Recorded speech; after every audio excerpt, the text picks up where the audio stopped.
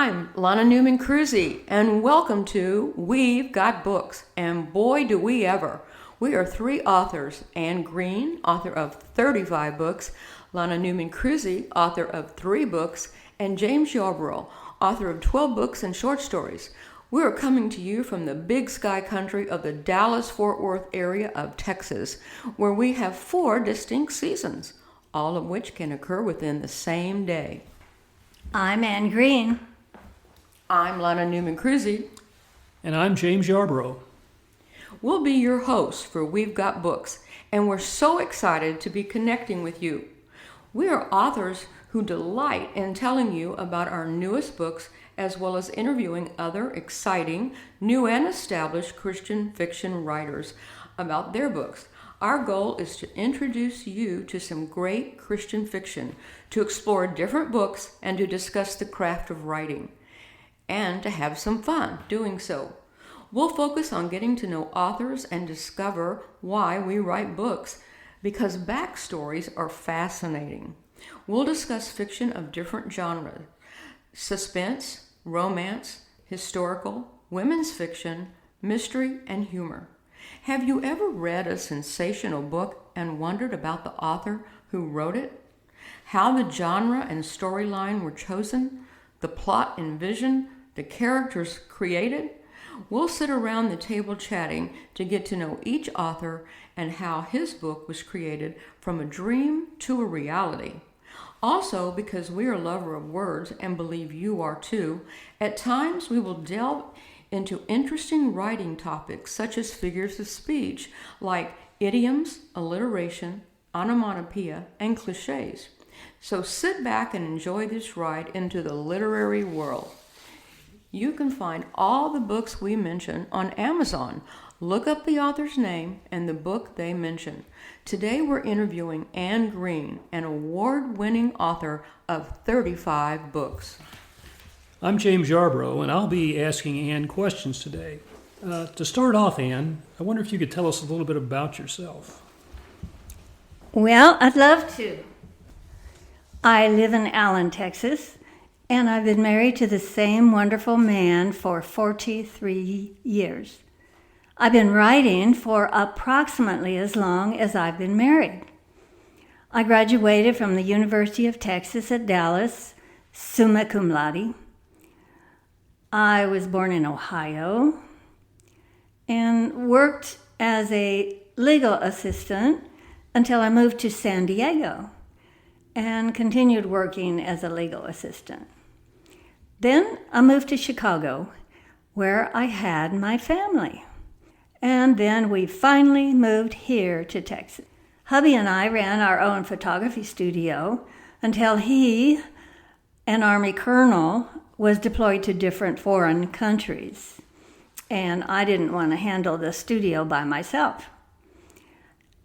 I was fortunate enough to travel with him to several overseas countries.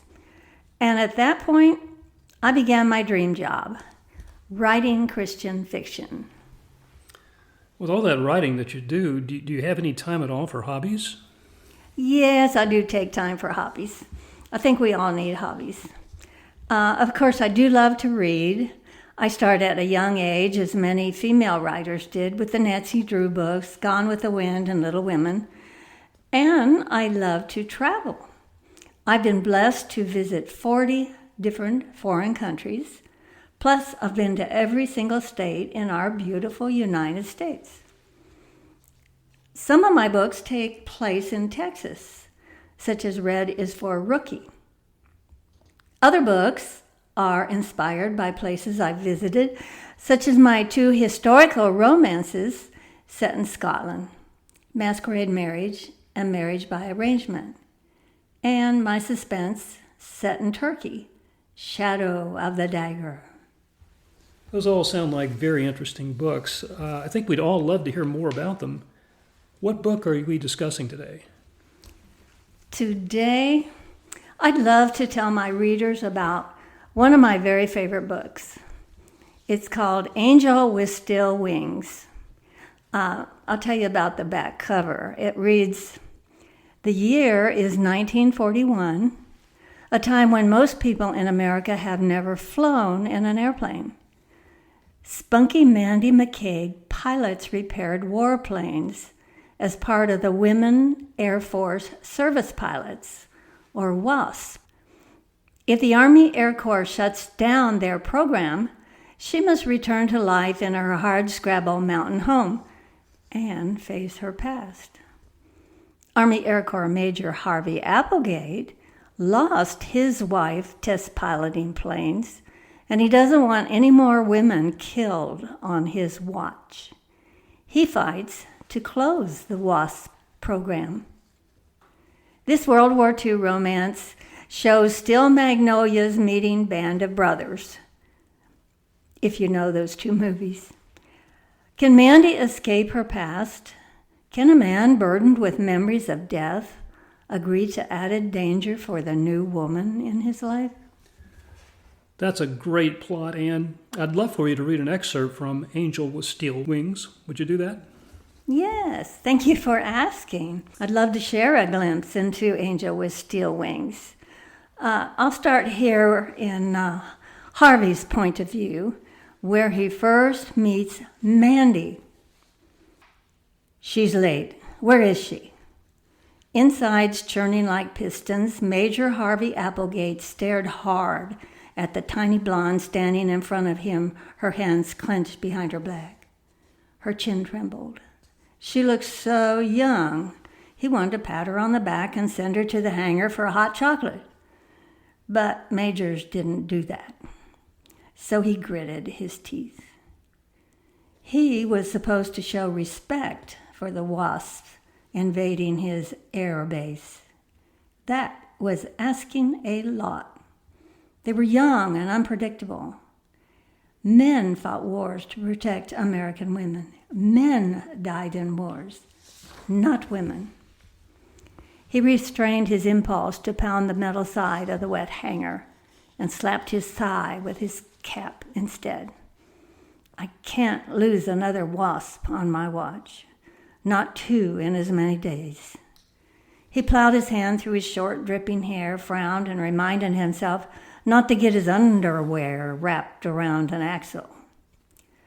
"She's only a half hour late, sir," Doreen's lower voice quivered. "Didn't that pilot get the word this morning?"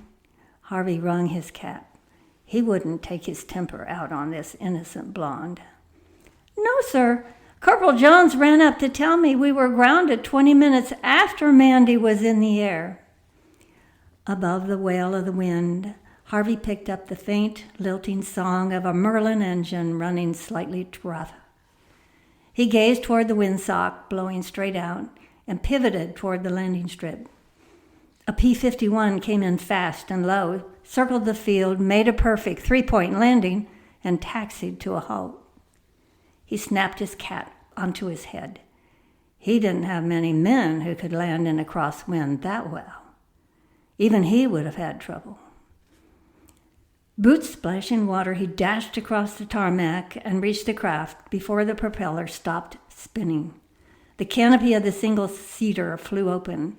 A slight figure clad in a man's too large flight suit climbed out onto the rain-slicked wing.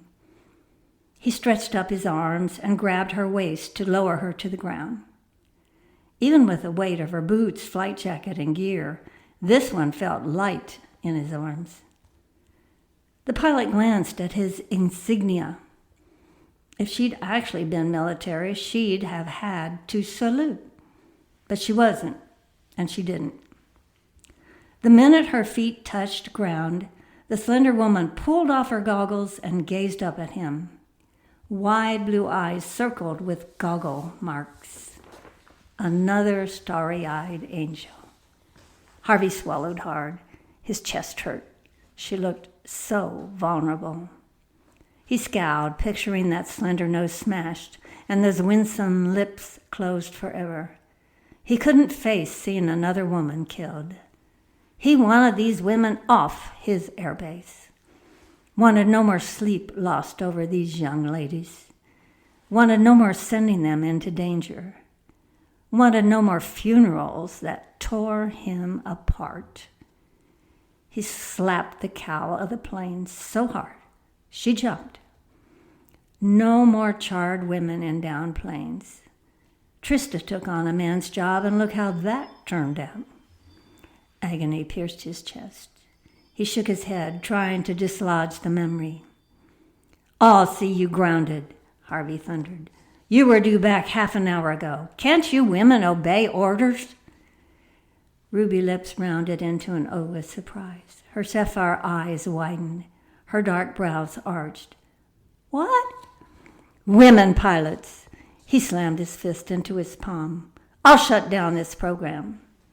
Her brows furrowed. Her chin poked out. Her hands flew to her hips.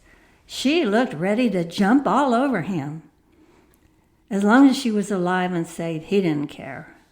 He could handle her. "You head in the clouds dreamers think you're on your own private missions.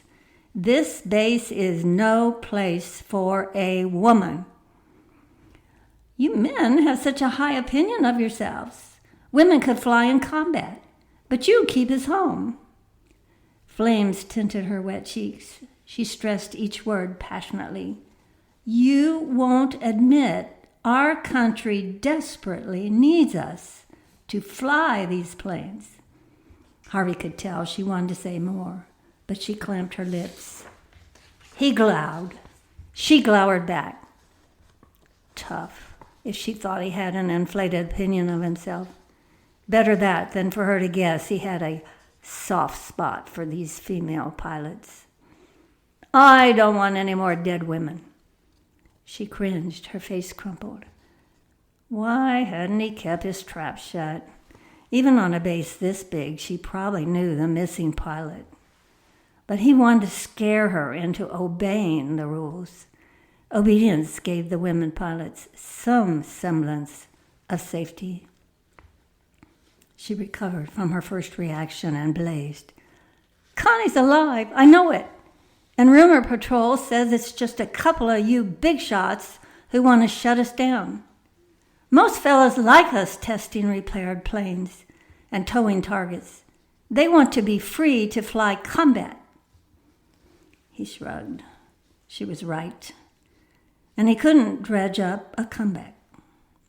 She stomped stiff-legged toward the open hangar door, parachute bumping her backside, rain blurring his view. "Feisty pilot, you're the kind get yourself killed," he yelled just as she reached the hangar door. Thank you for reading that excerpt, Anne. I've read your book, and it is exciting. It's packed with historical information and has a wonderful spiritual application. But tell me, what is your favorite thing about this book? Oh, so many things. First, I love the characters. Mandy is a poor girl from the hills of Appalachia who just wants to escape an early marriage and bearing a big brood of children. She wants to live her dream of flying. If she fails, she'll end up back in those hills working in her father's junkyard. And Harvey is to die for. A hunk who recently lost his wife to the WASP program and is raising a half-paralyzed son while in charge of the WASP program. Also, when Harvey's deployed to fly dangerous missions in England, a handsome, engaging mechanic steps in. He becomes such an interesting character, I plan to write his own story in another book. Then, I love writing about women who stepped up and took over dangerous jobs during World War II. Also, I enjoyed researching and writing about the flights these women took. I love history, and so much of what women accomplished during World War II is basically unknown. You'll discover a good deal of history as well as surprising twists and turns in Angel with Steel Wings. And what would you like readers to take away from their reading this book? Probably one of my very favorite passages in the Bible, Deuteronomy 3:18. "And the Lord, He it is that goes before thee. He will be with thee. He will not fail thee. neither forsake thee. Fear not, neither be dismayed. So I'd like him to learn and to recall things like step out in faith and do whatever the Lord calls you to do. That's a lesson we all certainly need to learn, or at least be reminded of. Thanks, Ann. Oh, and I agree. I love the lesson, and I love that Deuteronomy verse. Now, listeners, we're so glad you joined us, and we'd love to hear from you. We enjoy your input about our podcast, and we'll listen to your suggestions of authors you'd like to hear from. You can email us at we'vegotbooks33@gmail.com. That's WEVE, no apostrophe, GOTBOOKS 33@gmail.com. You can find all these books we mention on Amazon. Look up the author's name and the book they discussed. Meet with us next week when we will introduce you to James Yarbrough. James writes humorous short stories, romantic comedies, and mystery suspense. If you've never read any of his books, you have a treat in store. So, see you next week. Bye-bye.